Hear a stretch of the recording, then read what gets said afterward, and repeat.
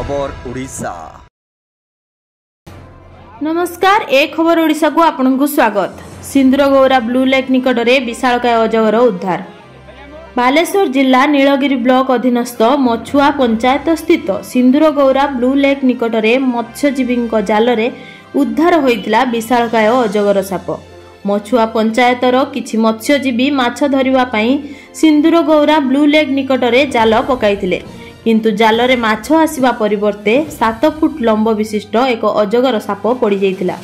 ग्रामवासी सहयोग रे उक्त सापटी को उद्धार करी स्थानीय जंगल रे छाड़ी देइथिले। तेणु लगातार लघुचाप जनित वर्षा जोगु एही भली विशालकाय अजगर साप पानी रे भासी आसी नाळ रे रहिथिबार अनुमान करा जाउछि। तेणु मत्स्यजीवी माननकु सतर्क रहिबाकू साधारण रे दाबी करा जाइछि। ब्यूरो रिपोर्ट, एक खबर ओडिशा।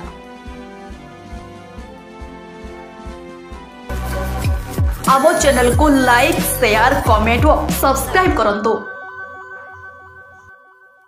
आपण माने देखुछंती एक खबर ओडिशा।